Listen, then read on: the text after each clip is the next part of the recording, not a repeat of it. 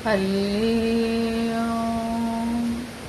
कर्पूरगौरं करुणावतारं संसारसारं भुजगेन्द्रहारं सदा वसन्तं हृदयारविन्दे भवं भवानी सहितं नमामि। भवं भवानी सहितं नमामि। बोलो शंकर भगवान की जय। श्रावण मास महात्म छठा अध्याय। श्री सनत कुमार जी ने सदाशिव से कहा, हे देव, मैंने सब सुखों को देने वाले महात्म को सुना। अब श्रावण महीने के सोमवार व्रत की कथा सुनाइए। भगवान श्री सदाशिव ने श्री सनत कुमार जी से कहा कि हे सनत कुमार, रवि मेरी आँख है, उसका महात्म भी हर्ष का कारण है। क्या मैं पार्वती से इस सोम नामक महात्मा का वर्णन कर पाऊंगा? जो कुछ मैं इस सोम महात्मा के संबंध में आपसे कहूंगा वह आप सुनिए। सोम नाम चंद्रमा का है, सोम ब्राह्मणों के राजा है, यज्ञ साधन सोमलता का नाम है।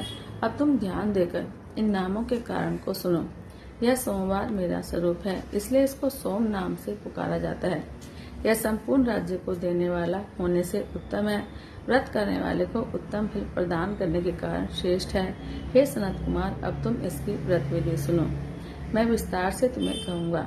12 महीनों के सभी सोमवार के व्रत करने चाहिए। यदि कोई 12 महीनों के व्रत न कर सके तो श्रावण मास के 4 या 5 सोमवार जो आते हैं उनका व्रत करे। इस मास में केवल एक सोमवार का व्रत करने से 1 वर्ष के सभी व्रतों के फल का भाग्य हो जाता है। रानी को चाहिए कि श्रावण शुक्ल पक्ष के प्रथम सोमवार को प्रातःकाल सोमवार का व्रत का संकल्प करें। यदि श्रावण मास में 5 सोमवार हो तो 5 ही सोमवार के दिन प्रातःकाल संकल्प करके शाम को भगवान सदाशिव का अर्चन करें। सायंकाल में भगवान सदाशिव का षोडशोपचार से पूजन करें और फिर एकाग्र मन से भगवान श्री सदाशिव की कथा को सुने। मैं इस सोमवार व्रत की विधि को तुमसे कहता हूँ, ध्यान पूर्वक सुनो। श्रावण महीने के पहले सोमवार को इस उत्तम व्रत को ग्रहण करना चाहिए। स्नान करके इस प्रकार से शुद्ध होकर श्वेत वस्त्र पहने, काम, क्रोध, अहंकार, द्वेष, चुगलखोरी आदि को छोड़ दे। मालती, मल्लिका आदि श्वेत पुष्पों और नाना पुष्पों से और अभिष्ट उपचारों से मूल मंत्र ओम नमः शिवाय या त्र्यंबकम यजामहे मंत्र से अर्चन करना चाहिए। हाथ जोड़कर कहना चाहिए, सर्व भयनाशक महादेव का मैं ध्यान करता हूँ। उग्र उग्रनाथ भव शशि मौली का ध्यान करता हूँ। इस प्रकार देवेश का मनोहर उपचारों से अर्चन करना चाहिए। अपने धन के अनुसार इस व्रत को जो करता है उसके पुण्य फल को सुनो। सोमवार के दिन पार्वती के साथ भगवान सदाशिव का अर्चन जो करते हैं वह प्राणी पुनरावर्ती रहित दुर्लभ लोक पाते हैं। इस मास में नख व्रत के पुण्य को संक्षेप में कहूँगा। देव और दानवों से 7 जन्म के अभेद्य जो पाप है वह सब नक्त भोजन से नष्ट हो जाते हैं। इसमें संशय की गुंजाइश नहीं है। इस उत्तम व्रत को उपवास द्वारा करना चाहिए। इस व्रत के करने से पुत्र की इच्छा वाले को पुत्र की प्राप्ति, धन की इच्छा वाले को धन की प्राप्ति हो जाती है और वह इस लोक में सभी भोगों को भोग कर अंत में उत्तम विमान द्वारा रुद्र लोक हो जाता है और वहां जाकर भी पूजनीय हो जाता है। इस संसार को असार जानकर, मन, धन और जीवन को चलायमान जानकर प्रयत्न से व्रत उद्यापन करना चाहिए। धन का लोभ या मोह छोड़कर अपनी शक्ति के अनुसार भगवान श्री सदाशिव और श्री पार्वती जी की ऋषभ पर स्थित सोने की प्रतिमा बनानी चाहिए। सुंदर लिंगतोबद्ध मंदिर बनाकर उस पर घट स्थापन करना चाहिए। घड़े के मुख पर तांबे या कांसे का पात्र रखकर उसके ऊपर पार्वती सहित भगवान श्री शंकर जी की प्रतिमा को रखना चाहिए। श्रुति, स्मृति और पौराणिक मंत्रों द्वारा भगवान श्री सदाशिव का अर्चन करना चाहिए। पुष्प का मंडल बनाकर उसके ऊपर एक रमणीय संदोवा बांध देना चाहिए। रात को गीत और वाद्यों द्वारा जागरण करना चाहिए। अपने गृह सूत्र विधान द्वारा बुद्धिमान को अग्नि का स्थापन करना चाहिए। सर्वभवनाशन आदि एकादश नामों द्वारा हवन करना चाहिए। पलाश की लकड़ियों से 108 आहुतियां देनी चाहिए। घी, तिल और बेल पत्रों का षडाक्षर मंत्र से हवन करना चाहिए। आचार्य का पूजन अर्चन कर आचार्य को गोदान में देनी चाहिए। 11 विद्वान ब्राह्मणों को भोजन करवाना चाहिए। उनको 11 घड़े कांसे के पात्रों से देने चाहिए। पूजा करने के बाद प्रधान देव या देव पर चढ़ी सामग्री आचार्य को दे देनी चाहिए। फिर भगवान सदाशिव से प्रार्थना करनी चाहिए, मेरा व्रत पूरा हो। इस व्रत से भगवान सदाशिव प्रसन्न हो। इसके बाद प्रसन्नतापूर्वक अपने परिवार के सदस्यों के साथ मिलकर भोजन करना चाहिए।